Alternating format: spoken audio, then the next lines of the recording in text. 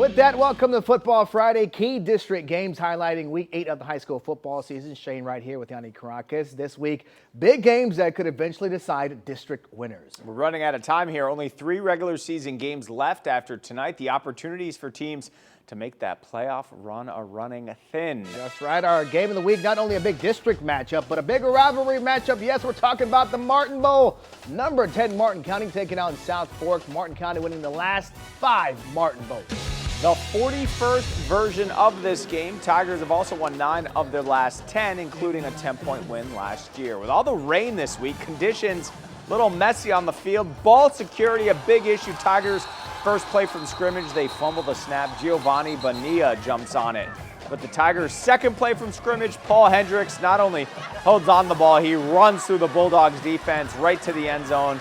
That's the game's first touchdown. Tigers back inside the 10 on their next possession, but South Fork again forces the turnover. Logan Kemp strips Hendricks of the football, and the Bulldogs take over. But in the second quarter, Martin County says, hey, let's just start throwing the ball. Manny Lewis with a nice pass to Amarian Queen. Tigers looking primed to extend this winning streak in the rivalry. But South Fork cuts into that lead right before the half. DeMarcus Parker Roach runs in the touchdown to make it 13-6. But no more scoring after that, Shane, as Martin County holds on by that score, 13-6. Making it 6 straight. A couple of teams desperate for wins as Clewiston visits Oxbridge. A total of 11 straight losses between them. But Oxbridge up 6-0 here in their first quarter. Looking to end that streak, looking for more. Cody Waters wants a big play deep, but Darian Willingham is going to feel that one like a punt. Easy interception, runs it across midfield for the Tigers. Clewiston now looking for points. Zaire Davis takes the handoff, running hard, finally gets held up by the defense. Perfect time. Look at this. Julian Sant sneaks in there, strips the ball away. A turnover gets Oxbridge back the ball. Ensuing possession for Oxbridge. A swing pass here to Ty Caldwell. Gets upfield and gets a first down. Scares the heck out of me before getting knocked out of bounds. A few plays later, it's a jet sweep to Tyler Ferguson. Perfect man for the job because he turns on the jets and then turns on the sweeps. Up the left side, lunges for the end zone. He's in for the Oxbridge touchdown, but Clewiston gets their act together in the second half, and they get the win 42-32.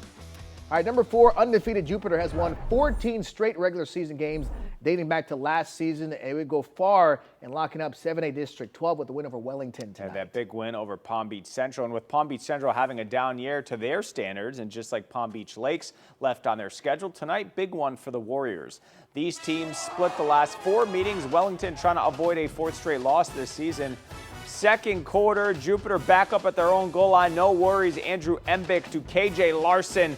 Breaks a tackle, avoids another, and watch him go right down the sideline all the way for the score. Jupiter extends their lead. Then going back to the ground and pound game, Nick Both putting his head down, plunging in for the Jupiter score. How about some defense? Braden Daly reading the quarterback perfectly. Huge interception. He runs it back for the pick 6. Scary moment, though, in this game. 40-3 Jupiter when the game halted after a Wellington player was injured. He did leave in an ambulance. We pass along our well wishes to he and the Wellington team. Definitely get well soon for him. West Boca can essentially clinch 6A District 12 with a win at Royal Palm Beach tonight, but both teams have a good season, 5-1 coming in. Trey Moran taking a direct snap with conviction. Hits the speed burst button, but the defender says, hold on, man, I can run too. Makes the touchdown saving tackle, but it was just delayed because Moran would go ahead and do what my mom used to tell me to do. Finish your dinner, young man. Gets the touchdown to put West Boca on the board first. Later in the quarter, Moran says, I can throw that thing too. Rolls out and drops a dime to Billy Clancy III for another West Boca touchdown. They are in business. To make matters worse for Royal Palm, Anderson Graceland takes the swing pass, and it's going to be a house call for him. Taking the handoff, rather. West Boca leaving no doubts, winning 31-0, clinches the district and a playoff berth. Yeah, and Mario Cristobal reportedly there for the Canes, checking out the talent. Fort Pierce Central having their best season since 2016, 5-1 this season, playing at Treasure Coast. Central with a 28-0 lead early in this one. They add to it. Drew LaPlante having a great year, hooks up with A.J. Hill, gets a foot down, nice TD catch. It's now 35-0 lead before the half. Cobras want more, and they get it. Kyron Pratt with the run, rumbling his way through the defense for another Central touchdown. Cobras improved to 6-1 on the year, 49-0. Wow. Coming up after the break, we are back from the Treasure Coast to see if Jensen Beach and Vero Beach could continue their undefeated seasons when Football Friday returns.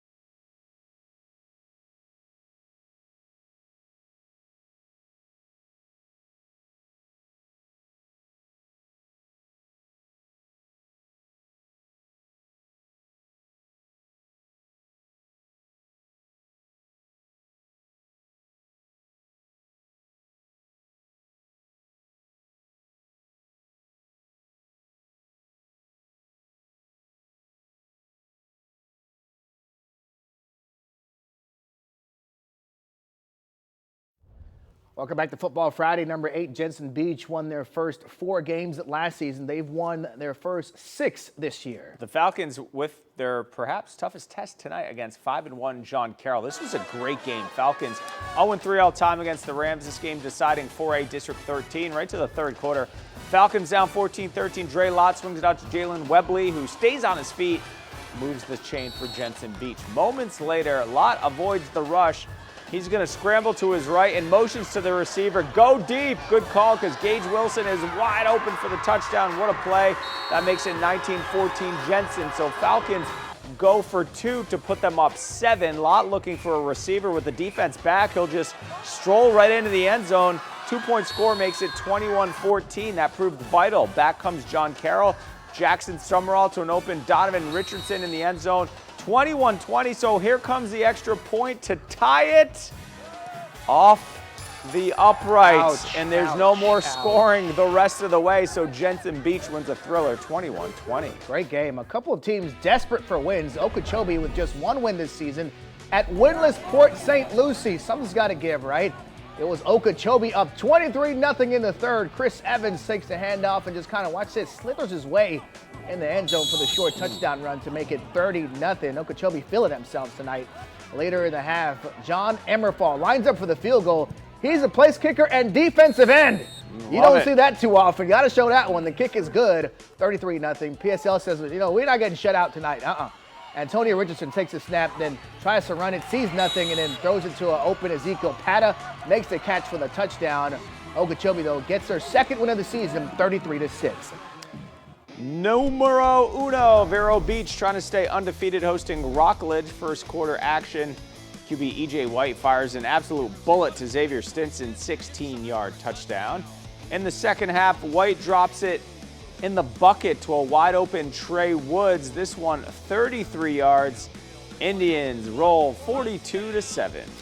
Our community champion this week coming from American Heritage Delray, Lola Swanson. They say she's been part of the Stallions football program for 3 years and is the glue that puts all the football families together. She decorates the locker rooms, feeds the boys, sets up the spirit tables.